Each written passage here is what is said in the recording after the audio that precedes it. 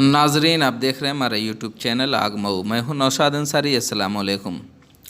मुस्लिम बच्चों के अंदर दीनी तालीम के साथ साथ दुनियावी उलूम में मज़ीद इजाफ़ा करने के मकासद के तहत आज शहर के मुस्लिम इंटर कॉलेज मऊ में एक इनामी मुसाबका का इनेकाद किया गया, जिसमें मऊ ज़िले के मुख्तलिफ़ इदारों के कुल तकरीबन 205 तलबा व तालबात ने शिरकत की। मुसाबका 2 ग्रुपों में तकसीम किया गया था, जिसमें ग्रुप ए के तहत 20 साल से 25 साल तक की उम्र और ग्रुप बी में 13 साल से 19 साल तक की उम्र के बच्चों के लिए मुसाबका था। मुसाबका का रिज़ल्ट बरामद होने के बाद तकरीब तकसीम इनामात का भी प्रोग्राम रखा जाएगा, जिसके तहत अव्वल, दोम और सोम पोजीशन हासिल करने वाले तलबा व तालबात को एजाज़ से सरफराज किया जाएगा। इनामी मुसाबका को बेहतर के साथ साथ फ्री और फेयर कराने के लिए कुल 12 एग्ज़ामिनर की निगरानी में बहुस्न खूबी जनरल नॉलेज मुसाबका इख्तिताम पजीर हुआ। इस दौरान मुसाबका का जायज़ा लेने जामे फ़ैज़ आम मऊ के शेखुल जामिया मौलाना मज़हर अली मदनी और जामिया मिफ्ताहुल उलूम मऊ के उस्ताद हदीस मौलाना इफ्तिखार अहमद मिफ्ताही मुस्लिम इंटर कॉलेज पहुँचे और सभी क्लासेस का जायज़ा बारीकी के साथ लिया। जायज़ा लेने के बाद मौलाना इफ्तिखार अहमद मिफ्ताही ने मुसाबका कमेटी के कन्वीनर मौलाना जमील अहमद फैज़ी और उनकी पूरी टीम की सताइश करते हुए कहा कि हम और आप जिस मुल्क में रहते हैं, यह दुनिया का एक जमहूरी मुल्क है। मुल्क की तरक्की का इन्हिसार तालीमी बेदारी पर होता है। जिस मुल्क में जितने ही ज़्यादा तालीम याफ्ता लोग होते हैं, उतना ही ज़्यादा वो तरक्की याफ्ता मुल्क होता है। हम और आप मुल्क के एक शहरी होने की वजह से अपनी ज़िम्मेदारियां समझते हैं कि मुल्क में अपने बच्चों और बच्चियों के अंदर तालीमी बेदारी पैदा करने की सबील अख्तियार करें, और मकसद यही था कि बच्चों में यह हौसला पैदा हो कि शरई मालूमात के साथ साथ दुनियावी मालूमात को भी हासिल करने की फ़िक्र करें। उन्होंने मज़ीद कहा कि इंतज़ामिया ने यह फ़ैसला किया कि बच्चों और बच्चियों का हौसला बख्श तरीके से प्रोग्राम कराया जाए और जो उनमें कामयाब तलबा व तालबात हों, उनको ऐसे इनामात से नवाजा जाए कि खुद उनके हौसले में और इजाफ़ा हो। मज़ीद जो बच्चे इसमें शरीक नहीं हुए, उनके अंदर भी एक जज्बा पैदा हो के हमें भी आने वाले इनामी मुसाबका में शरीक होना चाहिए। जामिया फ़ैज़ आम मऊ के शेखुल जामिया मौलाना मज़हर अली मदनी ने कहा कि आज का प्रोग्राम स्कूल और मदारिस में तालीम हासिल करने वाले तलबा व तालबात के अंदर उनकी खुफिया सलाहियतों को बेदार करने के लिए और इसी तरह उनके जनरल नॉलेज को मजबूत और मुस्तहकम करने के लिए और ख़ास तौर से इस्लामी उलूम व फ़नून और सीरत के ताल्लुक़ से यह इनामी मुसाबका किया गया है। यह बहुत अच्छा और उम्दा प्रोग्राम है। इससे बच्चों के अंदर ज़ौक़ व शौक़ पैदा होगा कि मुस्तक़बिल में तरक्की करें और मुताला करें, क्योंकि तालीम ही तो तरक्की का ज़ीना है और यह एक अहम ज़रिया कामयाबी हासिल करने का है। आइए नाज़रीन, हम आपको पूरी रिपोर्ट दिखाते हैं। मौलाना जमील अहमद जो इस प्रोग्राम के कन्वीनर हैं, वो भी क्या कहते हैं, उन्हें भी ज़रूर सुनिए। क्या नाम है आपका? सना मरियम। सना मरियम जी, ये बताएं कि आज यहाँ पे जनरल नॉलेज कंपटीशन में आप शिरकत करने आई थी, तो इस जनरल नॉलेज कंपटीशन से क्या लगता है आपको कितना फ़ायदा होने वाला है? बहुत फ़ायदा होने वाला है। जनरल नॉलेज की फ़ायदा होने वाला है, लग रहा है ऐसा? हाँ, होने वाला है। सबको भरना चाहिए फॉर्म। तो पर्चा आपने अच्छा किया है आज? हाँ, ठीक ही तो है। क्या उम्मीद कर सकते हैं कि नंबर 1 आप आएंगी यहाँ पे आज?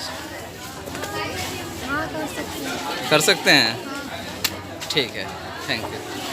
आपका क्या नाम है? मंतशा खातून। तो बताएं आपका कैसा पर्चा हुआ है आज? मेरा भी वैसा हुआ है, बहुत अच्छा हुआ है। मेरी पूरी उम्मीद है कि मैं कुछ सुना सकती हूँ। उम्मीद है? जी हाँ।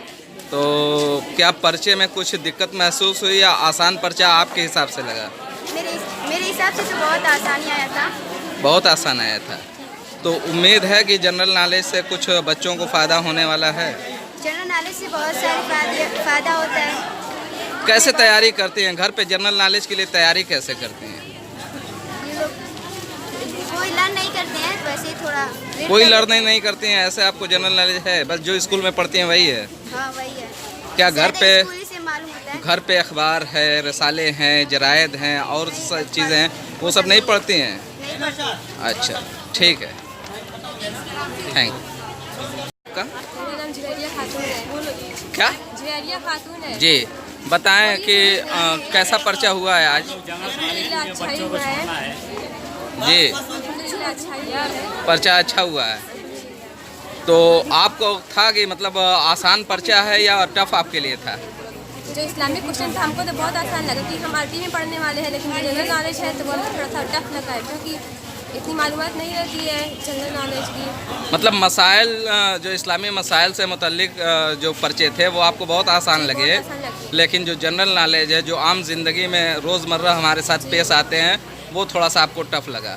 कहाँ कमी रह गई आपकी? बस इसे जनरल नॉलेज में कमी रह गई है। जनरल नॉलेज में कमी रह गई तो घर पे कोई अखबार, रसायल, जरायद कुछ आते हैं? जी अखबार तो आते हैं, मुताला आते हैं, मुताला होता है। जी जी, आपको मालूम होना चाहिए कि अखबार और जनरल नॉलेज जैसे न्यूज़ वगैरह से आपको बहुत से सारे जनरल नॉलेज में स्ट्रांग आपकी पोजीशन होती है। जी। जी, क्या पैगाम देना चाहेंगी लोगों को? मैं यही कहूँगी कि हर कंपटीशन में लोगों को हिस्सा लेना चाहिए, क्योंकि कंपटीशन में जब कंपटीशन होता है तो हम अपने कोर्स की किताबों से हटकर अलग किताबों को देखते हैं। उस कंपटीशन में कामयाब होने के लिए हम बहुत कोशिश करते हैं ताकि हम कामयाब हों। फिर हम जब उसमें तैयारी करते हैं तो हमें बहुत सी चीज़ें मालूमात हो जाती हैं जो हमें पहले नहीं जानते हैं। और आज मैं इस मुसाबके से निकल के जा रही तो मुझे लग रहा है कि मुझे बहुत मालूमात हो गई। अल्लाह का शुक्र है कि मैंने इस कंपटीशन में हिस्सा लिया और मुझे बहुत मालूमात भी हो गई। इंतज़ामिया को मुबारकबाद देना चाहेंगे? जी बहुत बहुत मुबारकबाद। और मैं चाहती हूँ कि हमेशा ऐसा प्रोग्राम होता रहे ताकि लड़कियों के अंदर इस्लाम की मालूमात में इजाफा होता रहे। ठीक, थैंक यू। क्या नाम है आपका? बताएं उस्मान जी, कैसा पर्चा हुआ है? सही हुआ? क्या लगता है, आसान पर्चा था? क्या लगता है कि इस कंपटीशन में आप कुछ हासिल कर सकते हैं? इंशाअल्लाह। उम्मीद है। कितना परसेंट आपने एग्ज़ाम दिया, क्वेश्चन किया? 80%। 80% पे कैसे उम्मीद कर सकते हैं कि आप टॉप आएंगे? इसके लिए तो 100% चाहिए ना टॉप आने के लिए। अच्छा, आपका क्या नाम है बताएं? नूर आलम। नूर आलम, बताएं कैसा लग रहा है आज के कंपटीशन में हिस्सा लेकर? बहुत अच्छा लग रहा है।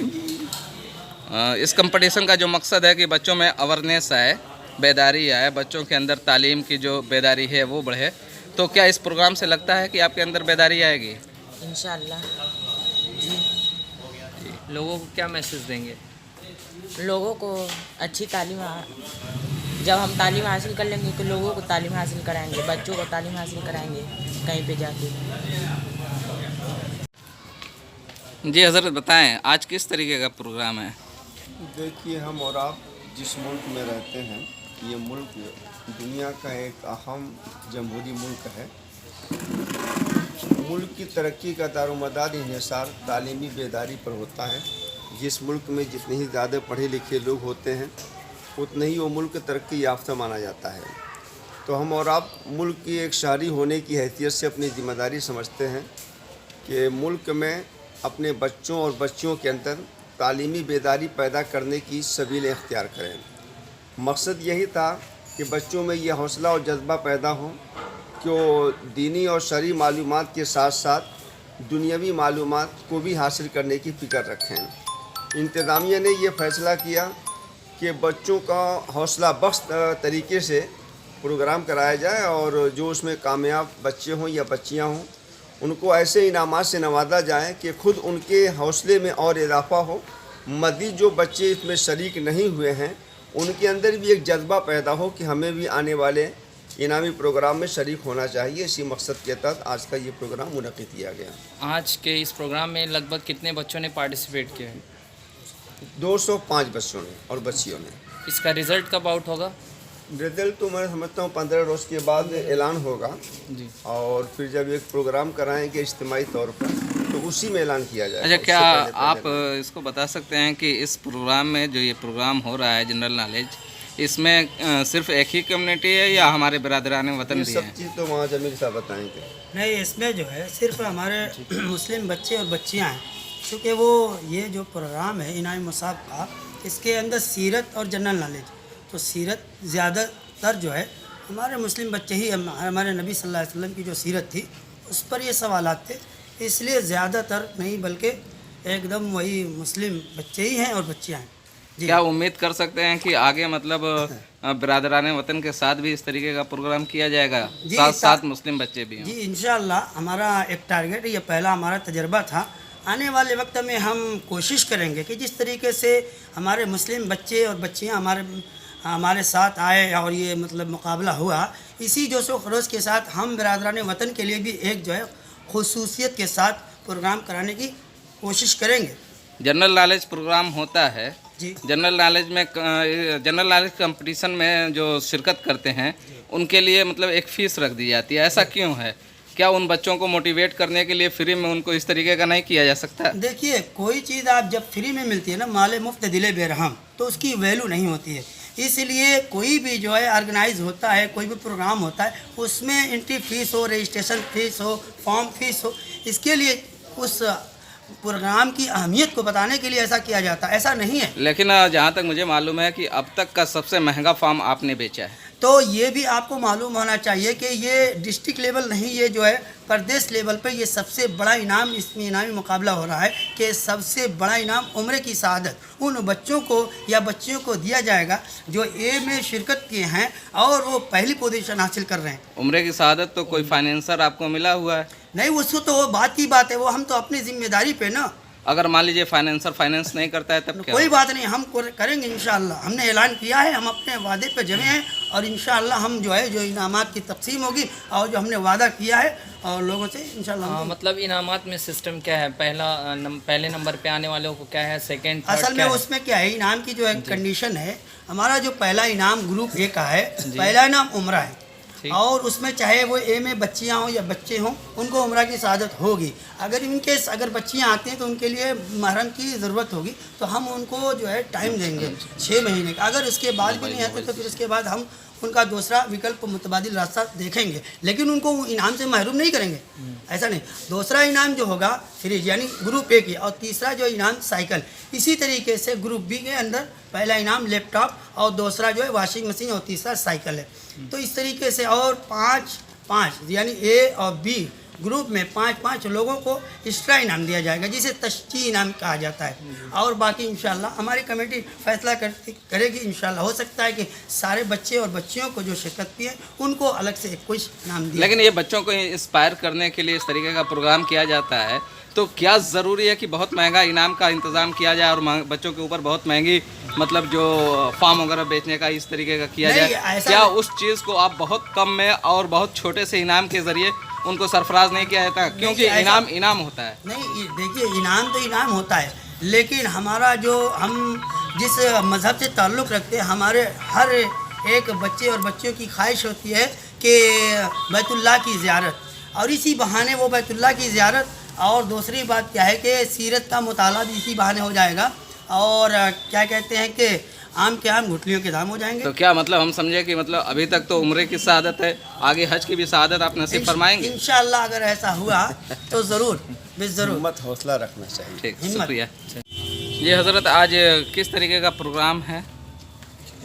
आज का ये प्रोग्राम दरअसल स्कूल और मदरसे में तालीम हासिल करने वाले बच्चों के अंदर उनकी खुफिया सलाहियतों को बेदार करने के लिए और इसी तरह उनके जनरल नॉलेज को मजबूत करने के लिए और ख़ास तौर से इस्लामी उलूम और फ़नून और सीरत के ताल्लुक़ से ये इनामी मुसाबका कायम किया गया है। ये बहुत अच्छा और उम्दा प्रोग्राम है। इससे बच्चों के अंदर शौक़ पैदा होगा, ज़ौक़ पैदा होगा कि वो मुस्तक़बिल में तरक्की करें और मुताला करें और पढ़ें। तालीमी तो तरक्की की सीढ़ी है, इसीलिए ये उस मैदान में कामयाबी हासिल करने के लिए एक अहम ज़रिया है। देखिए ये इस तरीके के प्रोग्राम तो अक्सर होते रहे हैं, लेकिन जो बुनियादी चीज़ है, शहर के अंदर लाइब्रेरियों का बड़ा फुकदान है, इस तरीके के जो अमली इक़दाम है उस पर क्यों नहीं कोई काम किया जाता? ठीक है, ये अच्छी सोच है, उसके ताल्लुक़ से भी कदम उठाया जाएगा। इंशाअल्लाह उस पर भी गौर किया जाएगा और तहरीक की जाएगी कि शहर में ऐसी लाइब्रेरियाँ कायम हों। असल में किताबों के पढ़ने का शौक़ कम हो रहा है आज मोबाइल की वजह से। नेट की वजह से।